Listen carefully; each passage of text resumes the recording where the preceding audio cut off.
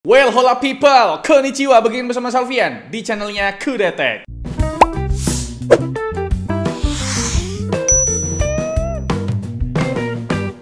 GeForce RTX 50 series yang baru rilis awal tahun ini secara tidak terduga, bre, udah dipakai oleh Axio buat line up Pongo series mereka. Brand lokal pakai RTX 50 series. Aku pribadi tuh benar-benar tidak expect ya kalau Axio bakal sesat-set ini ya. Bahkan Axio Pongo tuh lebih dulu masuk ke studio Kudet ketimbang Lenovo, Acer ataupun HP gitu ya. Langkah Axio yang dengan cepat mengadopsi teknologi baru seperti GeForce RTX 50 series ini perlu diapresiasi, bre. Apalagi Axio ini merupakan brand lokal ya kan. Berarti bre, tandanya R&D-nya itu jalan ya dengan serius gitu loh, dan selalu ngikutin arus perkembangan teknologi yang ada gitu. Langsung aja kali ya kita kenalin. Ini dia Axio Pongo 775 yang pakai GeForce RTX 5070 laptop. Mungkin bakal ada perdebatan kecil mengenai penamaannya karena nggak sinkron aja antara 775 sama spesifikasi GPU-nya. Aku pribadi itu lebih lebih setuju kalau nama laptop ini Pongo 777.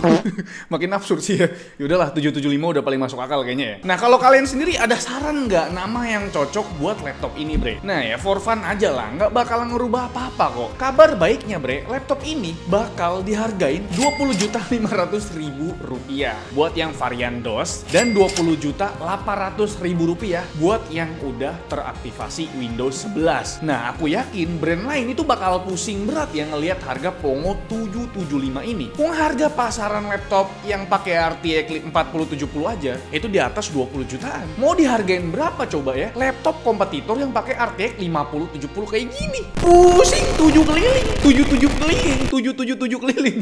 Kalau namanya Pongo 777 tadi. Tapi tunggu dulu, bre. Selalu ingat ya pepatah Jerman yang berbunyi honor go honor rupo, ya kan? Pasti ada sunatan besar di laptop ini sehingga harganya itu bisa semiring ini. Kira-kira apa aja sunatannya? Langsung saja kita cari tahu. Tapi sebelum itu kita intip desainnya dulu, bre. Ya, ternyata Pongo 775 ini pakai desain dan sasisnya Pongo Studio, yang berarti laptop ini punya form factor 16 inci dengan dimensi dan bobot yang sedikit lebih besar dari Pongo angka series lain yang masih pakai form factor 15 inci. Bobot laptop ini itu tembus 2,3 kg, bre. Kalau ngomongin soal desainnya, secara garis besar bahasa desainnya itu masih mirip ya dengan Pongo angka series lain. Palingan cuma ada beberapa perbedaan kecil seperti sisi punggungnya yang lebih flat tanpa tarikan garis. Terus desain grill exhaustnya juga sedikit berubah, begitupun buat percolokan duniawinya. Proporsinya sih masih sama-sama terbagi rata ke tiga sisi, bre. Tapi yang jadi pembeda nih, port USB Type-C di Pongo 775 ini berkurang 1 buah. Nah, sebagai gantinya port USB Type-A dikasih 3 buah. Jadi totalnya itu tetap ada 4 port USB. Aduh, ini port Type-C itu penting sih menurutku sih. Terus di Pongo 775, port jack audionya juga udah jadi combo jack audio, bukan yang misah atau nge-split lagi. Dan yang bisa dibilang kesunat, slot micro SD di sini ternyata tidak ada lagi, pak. Kalau kalian nggak butuh sih sebenarnya nggak disunat juga sih ya.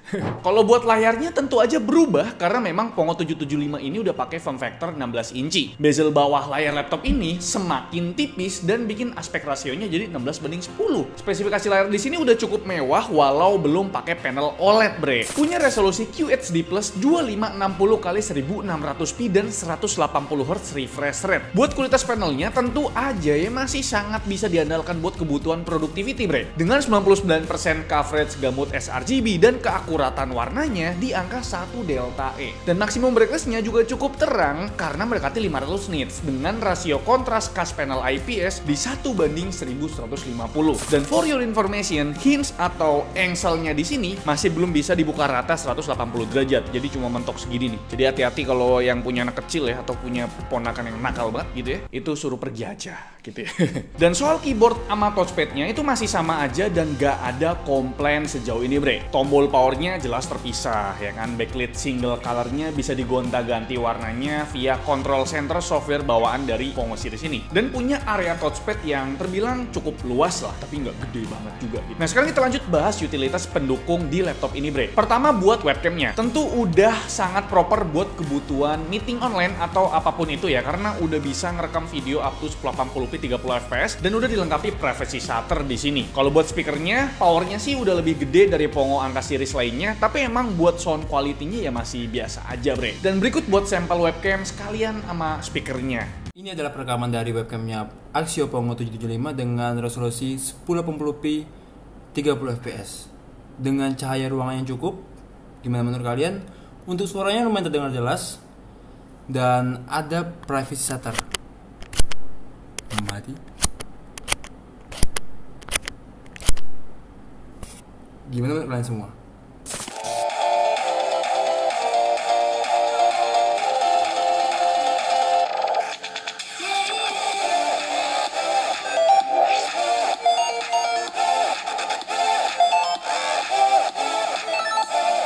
Kalau utilitas yang berbentuk aplikasi, Axio ngasih control center yang bisa kalian akses pakai FN plus ESC. Sejauh ini tampilan UI-nya cukup sederhana karena cuma ada 3 menu. Ada menu sistem buat monitoring, pilih fan profile, dan juga gonta-ganti preset performa. Di menu ini juga bisa switch mode GPU, bisa hybrid, atau bisa discrete GPU only. Menu sebelahnya buat gonta-ganti warna backlit keyboard, dan juga menu ketiga itu buat settingan chargernya, bre. Simple aja sih ya. Nah, sekarang kita langsung aja masuk ke pembahasan utama dari video ini, yaitu pembahasan spesifikasi dan performanya, bre. Seperti yang udah kita mention di awal, Axio Pongo 775 hadir sebagai laptop dengan GeForce RTX 50 series pertama dari Axio. Dan di sini pakai tipe GeForce RTX 5070 laptop dengan VRAM 8GB GDDR7 dengan MGP up to 115 watt. Nah, pas kita tes running firmware ternyata real bisa jalan sampai 115 watt dengan suhu mencapai 77 derajat Celcius. Wih, diadem juga nih. Sepertinya cooling system di sini menarik ya, karena bisa running RTX 5070 full load 115 watt, bre. Coba dah kita intip ya. Ternyata masih serupa dengan cooling system di unit Pongo angka series lainnya, bre. Punya konfigurasi 5 buah heat pipe ditambah 2 buah kipas dan ada 4 titik heatsink buat pembuangan panasnya. Nah, kalau prosesornya sendiri gimana emang? Ternyata masih pakai prosesor Intel generasi ke-13 sama seperti Pongo 760 V2, yaitu Intel Core i7 13620H yang punya 10 core hybrid dengan 16 thread ya. Aku kira prosesornya tuh pakai Core Ultra gitu ya. Mungkin karena pakai Core i7 Gen 13 makanya harganya bisa murah. Coba komen di bawah. Prosesor ini, bre, punya power limit up to 115 watt. Yang pas kita coba di Cinebench R23 ternyata di 2 menit awal itu bisa aja laptop ini nyentuh power limitnya. Tapi memang buat suhunya udah mepetin 100 derajat Celcius, bre. Makanya pas udah jalan 2 menit ngalamin throttling dan turun ke angka 92 derajat Celcius dengan TDP yang jalan stabil di 92 watt. Oh ya, tadi itu cuma bahas spesifikasi sama suhunya. Performanya ketinggalan, bre, nih ya. Jadi buat performa GeForce RTX 5070 laptop yang pakai arsitektur Blackwell di sini udah 17% lebih kenceng, bre, dari performanya RTX 4070. Setidaknya kalau berdasarkan 3D Mark Port Royal. Sedangkan buat performa prosesornya, kalau berdasarkan multi-core test di Cinebench R23, ternyata 3% lebih kenceng dari prosesor yang sama yang ada di unit Pongo 760. Mungkin karena faktor penggunaan memori yang berbeda ya, bre. Soalnya di Pongo 775 ini udah nggak lagi pakai DDR4, melainkan udah pakai DDR5 berkapasitas 16GB dual channel dengan speed up to 5600 MB transfer per second. Nah, memori di sini masih bisa di-upgrade sampai kapasitas 64GB dual channel kok. Sedangkan buat storage-nya dikasih SSD NVMe generasi keempat berkapasitas 512GB dengan speed up to 7GB per second. Ini rata kanan ya. Cukup disayangkan karena kenapa cuma dikasih 512GB buat sebuah laptop 20 jutaan. Kayak 512GB tuh mungkin laptop 15 jutaan kali ya. Untungnya sih Axio tuh ngasih 2 slot M.2 NVMe di board laptop ini. Jadi bisa kita upgrade sendiri kok storage-nya.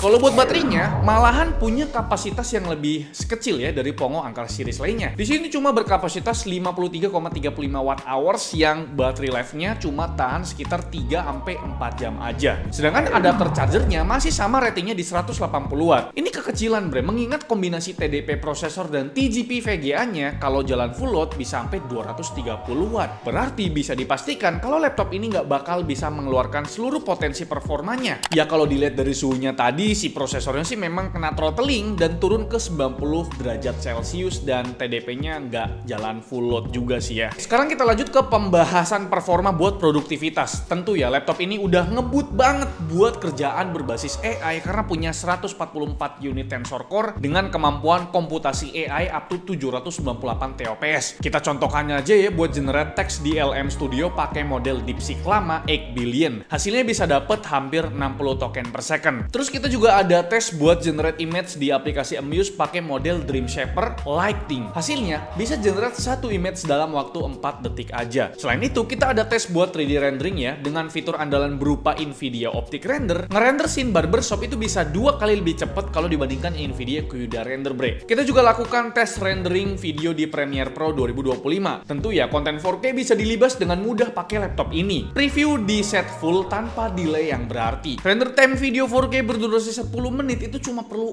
4 menit doang bre. Sedangkan render time video 1080p berdurasi 10 menit, render time-nya cuma 1 menit 15 detik. Gokil, ini ngebut parah ya. Dan sampailah kita ke pembahasan performa gamingnya. Apakah kombinasi antara sang sepuh Core i7 13620H dengan GeForce RTX 5070 laptop yang punya fitur Nvidia DLSS 4 Multi-Frame Generation bisa kasih performa gaming yang mantap? Minimal ya bisa ngimbangin monitornya yang udah 2K 180Hz lah. Kita coba buktikan mulai dari game Doom The Dark Age. Ternyata ya performa di resolusi 2K masih belum menyenangkan nih. Kita tes di preset rata kanan alias Ultra Nightmare tanpa tracing, walau udah aktifin DLSS Multi-Frame Generation-nya, nyatanya performa laptop ini cuma dapat 60-an FPS. Tapi kalau kita turunkan ke 1080p, langsung melesat jauh tembus 217 FPS rata-ratanya bre. Game kedua ada Black Myth Wukong yang tetap ya kita tes dengan preset rata kanan yaitu Cinematic plus Ray Tracing-nya very high. Hasilnya kalau main di resolusi 2K hampir dapat 100 FPS rata-ratanya bre. Sedangkan kalau turun ke 1080p ternyata nggak begitu tinggi selisihnya. Cuma beda sekitar ya 19 FPS aja. Game ketiga jelas ada Cyberpunk 2077. Selain kita tes di 2 resolusi, kita juga cobain pakai 2 preset berbeda bre. Ada yang pakai preset Ultra, pakai Ray Tracing Psycho, dan ada yang presetnya Ultra pakai Path Tracing. Hasilnya kalau main di 2K pas pakai Path Tracing ternyata masih sangat playable karena rata-rata FPS-nya tuh tembus 80 FPS. Sedangkan kalau cuma pakai Ray Tracing Psycho di resolusi 2K, performanya masih di atas 120 FPS. Kalau kita turunin ke resolusi 1080p pas kita pakai Path Tracing masih tinggi banget rata-rata FPS-nya bre, di 128 FPS. Sedangkan kalau pakai Ray Tracing Psycho udah mepetin 180 FPS. Game AAA bro, 180 FPS, gokil. Jadi itu dia ya, sampel 3 game yang support DLSS 4 Multi-Frame Generation bre. Gimana ya performa game lain yang belum support Multi-Frame Generation atau DLSS 4? Apakah masih layak dimainkan bareng layarnya yang 2K ini? Pertama di game Monster Hunter Wilds kita coba disimulasikan performa antara pakai DLSS dan tanpa DLSS di resolusi 2K dengan preset high ditambah ray tracing high. Hasilnya bre bisa beda hampir 50 FPS nih. Emang ya segokil itu Ci kemampuan DLSS-nya dari Nvidia pak. Nah sekarang kita lanjut ke game Forza Horizon 5. Kita cukup mainkan di preset Ultra dengan DLSS quality dan ray tracing-nya high. Hasilnya kalau main di resolusi 2K itu bisa tembus di 140 FPS bre. Dan kalau turun ke 1080p udah tembus 180 FPS nih. Kita juga ada sampel game dari Ubisoft yaitu Assassin's Creed Mirage ya, yang kita mainkan dengan preset Ultra ditambah DLSS quality. Perbedaan performa antara resolusi 2K dan 1080p di game ini sekitar 16 FPS atau 20-an persen bre. Nah, 2 sampel game terakhir ada game-game kompetitif seperti Dota 2 yang kita tes di resolusi 2K pakai preset rata kanan dengan 80% screen render. Ternyata bre cuma dapet rata-rata di 124 FPS. Sedangkan di game CS2 kita tetap main di resolusi 2K pakai preset high tanpa FSR. Hasilnya udah mendekati spesifikasi layar laptop ini di 2K 180Hz. Jadi kesimpulannya, dari performa gaming laptop ini ternyata masih cukup berat ya buat ngejar 2K 180Hz, terutama buat game-game AAA tadi. Tapi memang tes kita kan rata-ratanya itu pakai preset rata kanan alias ultra gitu ya. Nah mungkin kalau kalian main di preset yang lebih rendah itu masih bisa ngejar 180Hz kok. Tapi gimana menurut kalian ya? Apakah performa gamingnya udah cukup menggembirakan mengingat kombinasi prosesornya yang masih pakai Intel generasi ke-13 gitu? Ya mungkin kalian komen aja atau nanti lihat aja laptop-laptop yang pakai GPU RTX 5070 lain yang prosesornya mungkin lebih oke gitu ya. Oh ya bre, hampir ketinggalan nih. Buat suhu permukaan pas in game, ternyata laptop ini lebih adem dari Pongo 760 yang pakai GeForce RTX 4060. Kita sama-sama rekam pas tes Monster Hunter Wilds. Titik hotspot di laptop ini cuma mentok di 47 derajat Celcius di area tengah atas keyboard. Sedangkan ya buat area kanan kiri keyboard itu masih cukup adem di kisaran 35 derajat Celcius, dan buat area sekitar touchpad dan palm rest tentu sangat adem di 33 derajat Celcius. Nah sekarang kita masuk ke kesimpulan ya. Setelah cukup kecewa dengan harga yang ditawarkan Axio buat Pongo 760 V2, kita kembali full senyum Pak dengan price tag-nya si Axio Pongo 775. 20.500.000 udah dapat RTX 5070, rasanya too good to be true gitu ya. Apalagi layar laptop ini udah ajaib banget di resolusi 2K 180Hz dengan color gamut yang kualitas panelnya bagus banget gitu ya. Dan jangan lupakan juga soal after sales-nya Axio yang jadi pionir garansi ADP di Indonesia. Garansi ADP-nya pun gak nanggung-nanggung karena berani cover kehilangan akibat pencurian yang ternyata diikuti oleh beberapa brand lain ya. Buat masa garansi unit laptopnya sendiri udah cukup panjang di 3 tahun bre. Terus webcamnya juga ya udah 1080p, speakernya juga udah improve, tapi memang buat baterainya masih stagnan aja ya. Bahkan buat adapternya malah bikin power laptop ini kelimit di 180 watt aja. Oke bre, jadi gimana menurut kalian? Coba komen di bawah mengenai gebrakan dari Axio yang tiba-tiba ngeluarin laptop 775 ini, Pongo 775 dengan GeForce RTX 5070 dengan harga 20,5 juta. Kagak pikir panjang Mbak kalau emang lu ngincer GPU-nya RTX 5070. Tapi mungkin buat yang mempertimbangkan prosesornya, ya kalian diskusi aja di kolom komentar, karena kalau kalian tahu nih laptop dengan GeForce RTX 5070 di pasaran itu sudah pasti 30 juta bang gitu ya. Jadi ya Axio gila sih ngasih harga di Pongo 775 ini. Yaudahlah, kita diskusi di kolom komentar. Itu dia live video ini, kalau kalian suka dislike, kalau kalian jelek banget, dan jangan lupa untuk tekan tombol subscribe yang warna putih karena bukan warna merah lagi. Salvian selaku host di channel mengucapkan terima kasih. Sampai jumpa di video laptop RTX 5070 lainnya. Bye bye.